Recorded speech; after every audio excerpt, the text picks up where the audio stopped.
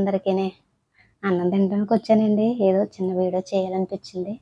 మీకు ఏదో నా మనసులో ఉన్న ఆనందాన్ని మీకు చెప్పాలనిపించింది. ఆనందం అంటారు, బాధ అంటారు, నాకైతే తెలియదు కానండి. ఈ అన్నాన్ని మన నోటి దాకా తెచ్చే వాళ్ళకి మనం విలువిస్తున్నామా? మన నోటి దాకా అందించి ఎంతో కష్టపడితేనే కానీ ముద్ద మన నోటికి రావడం లేదు కదా. మనం ఈ విదేశాలు బయటకు వచ్చామంటే, గల్ఫ్ కంట్రీలో వచ్చామంటే దేనికోసమండి? ముఖ్యంగా దేనికోసం వచ్చాం? దేనికోసమే కదా, ఈ ముద్ద కోసమే. ఈ ముద్ద కోసం వచ్చిన వాళ్ళు మీ ముద్ద కోసం ఎందుకు విలువమ్మండి? ఎందుకు చెప్తున్నానంటే, ఇంటి దగ్గర కోట బియ్యం తినేవాళ్ళమండి. కోట బియ్యం తినేటప్పుడు అదే స్వర్ణ బియ్యం అనుకుంటా అన్నం. ఈ కోట బియ్యంలోకి చికెన్ అయితే టేస్ట్ ఉండలేదు. సోనా మసూర్ అయితే చాలా టేస్ట్గా ఉంటుంది, భలే ఉంటుంది. మీరు సోనా మసూర్ వండుకుంటున్నారే, చికెన్ కూర చాలా బాగుంటుంది కదా అందులోకి అనేసి అంటూ ఉంటామండి వండుకునే వాళ్ళని. కోట బియ్యం వండుకునే మనిషి అంటూ ఉంటుంది అన్నమాట. అలాగే అంటే చాలా బాగుంటాయి, బిర్యానీకి అయితే ఇంకా చాలా బాగుంటాయి అంటారండి. అప్పుడు కోట బియ్యం వండుకుని నాకు సోనా మసూర్ మీద లాగే తప్ప ఎంత టేస్ట్ బాగుంటుందో అనేసి అవి కూడా వాడేస్తూ ఉంటాను. తెచ్చేసుకుని చికెను మటను అవి వండుకుని తినేస్తూ ఉంటాను. అప్పుడు సోనా మసూర్ ఉన్న విలువ ఏమి ఉండదండి, వాళ్ళు చెప్పితేనే విలువ ఉంటుంది. మన దాకా వచ్చినప్పుడు ఆ విలువ ఉండదు, ఎందుకంటే రుచి వేసాం కదా. మళ్ళీ బాస్మతి రైస్, ఇంకొకరు బాస్మతి రైస్ వండుకుంటూ ఉంటారు. బాస్మతి రైస్ తింటున్నారే మీరే, చాలా టేస్ట్ బాగుంటుంది అంటాం. అది తెచ్చేసుకుంటాము, వండేసుకుంటాం, తినేస్తాం, అయిపోతుంది. ఆ బాస్మతి బియ్యం, ఆ స్వర్ణ బియ్యం, ఆ సోనా మసూరు, ఆ 777 అవన్నీ పండించి మనిషి ఏడండి. ఆ రైతుని ఎందుకు గుర్తుపెట్టుకోము మనం? రకరకాల బియ్యాలు కావాలి మనకి, బాస్మతిలు కావాలి, సోనా మసూరు కావాలి, 777 కావాలి. పండించే రైతుకి మట్టుకి ఎంత విలువ నమ్ము. రకరకాలు మనకు పండించేసి మన నోటి దాకా అందించేత మట్టుకు తినేస్తూ ఉంటాము రకరకాల కూరలు వేసుకుని. అవునా? ఆ రైతు దమ్ము చేసిన కానుండి పొలము ఊడిపించి, మందులు జల్లి, కొలుపు తీయించి, అన్ని తెప్పలు పడి బాళ్ళు దొల్లి ఒళ్ళంతా బాడి చేసుకుని నత్త పెంకంతో కాళ్ళు కోయించుకుని చేతులు కోయించుకుని ఆ మట్టి తీసినప్పుడు గోట్లంకలే కొట్టినప్పుడు ఆ చేతులు కోసుకుపోయి పాసికుపోయి మట్టిలో దొల్లి సొళ్ళంతా మట్టితో ఉండి అంత కష్టాలు పడి మనకి మూతను అందిస్తున్నాడే. మనకు రకరకాల రైసులు కావాలి. ఆ తాళ్ళకి కనీసం ఫంక్షన్కి పార్టీలకు వస్తే కనీసం మన కుర్చీ కూడా అయ్యి మనం దూరంకి వెళ్ళి కూర్చుంటాం. అవునా కదా? అవునండి, కంపల్సరీ నేనైతే చూశాను. నేను కూడా ఏమో మేబీ నేను చేశానేమో, నాకైతే తెలీదు. చేస్తే మటుకు నేను మటుకు కంపల్సరీ సారీ చెప్పుకుంటున్నానండి. ఒకవేళ నేను కానీ చేస్తే ఆ విధంగా నేను చేసానో లేదో నాకైతే తెలియదు.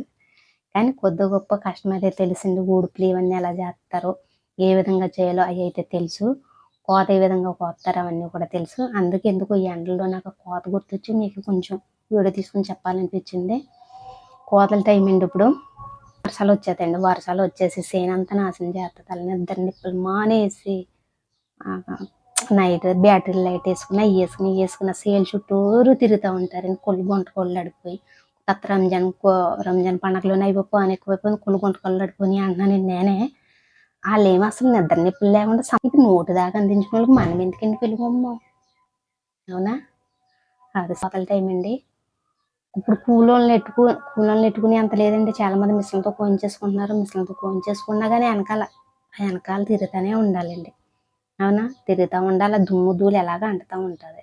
సరే అండి, ఇప్పుడైతే కొంచెం సుఖం వచ్చేసింది. మూటలు గేట్లన్నీ కట్టించేసుకున్నారు, పక్కెట్టేస్తున్నారు.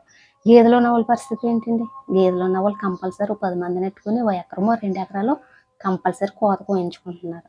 వాళ్ళ వెనకాల నీళ్ళు సప్లై చేయాలి, డ్రింకులు సప్లై చేయాలి, అదంటారు ఇదంటారు. వాళ్ళ వెనకాల తిరగడం సరిపోతుంది రైతుకి.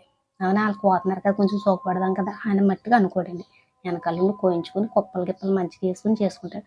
మళ్ళీ తర్వాత 10 మంది మొగలను తెచ్చుకుని అవి కట్టెరలు కట్టుకొని మండు ఎండలో వేసుకుని ఆరబెట్టి తాటొచ్చి తొక్కి అవంతా దులిపి అలా ఉన్నాం అంతలా ఉండి గోకేసుకుని చిన్న పొక్కులు ఉడుకు పొక్కులు వచ్చేసి ఒళ్ళంతా మంటలు వచ్చేసి ఏరులాగా అయిపోయి ఒళ్ళంతా అంత పాటలు పడతాడు కదా.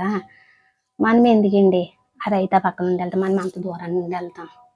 చక్కగా పొట్టిసీర కట్టుకుని బండి మీద వెళ్తూ ఉంటాను. అక్కడ కుప్పలు వేస్తూ ఉంటారు, బండి దిగి వెళ్ళాలి. దానికి బిల్డప్ ఇచ్చేసి వెళ్తాం, దానికి చాలా బిల్డప్ ఇచ్చేస్తాం. మళ్ళీ ఎక్కడుండో వెళ్తాం ఇంక పొట్టిసేపు పాడైపోతుంది నువ్వు వచ్చేస్తుంది.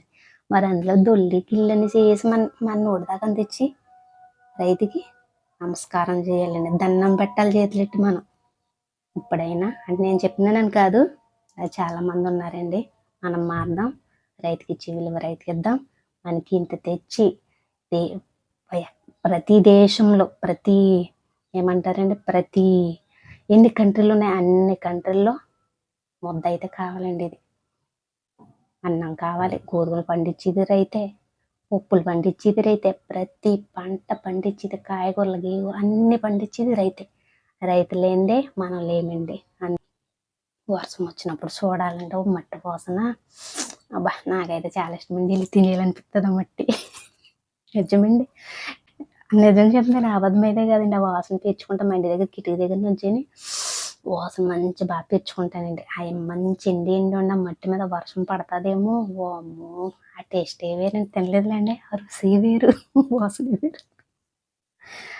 అలాగా మనం రైతు బిడ్డలకి చాలా, ఎవరైతే మన పక్కన రైతు వెళ్తూ ఉంటారో ప్రతి ఒక్కరు కూడా మనం వీలైనంత మట్టికి నమస్కారం పెడదాం, దండం పెడదాం, కుర్చీ వేద్దాం, పేటేద్దాం. ఏముంది, ఏమవుతుంది?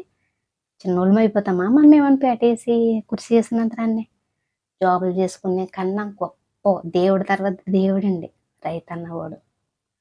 మరి ఇది మీరు నిజం అనుకుంటారు, అబద్ధం అనుకుంటారు నాకైతే తెలియదు, కానీ నాకైతే నిజమే. ఇది దేవుడి తర్వాత దేవుడండి. ఎందుకంటే అన్నదాత అండి.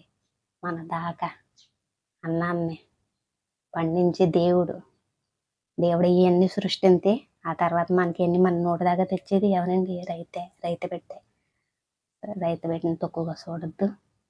ఎక్కడ కనిపించినా మనకు సాయం. నేను చెప్పానండి, దండం పెడతామా? దండం అయితే పెట్టాం కదా, నమస్కారం పెడతాం.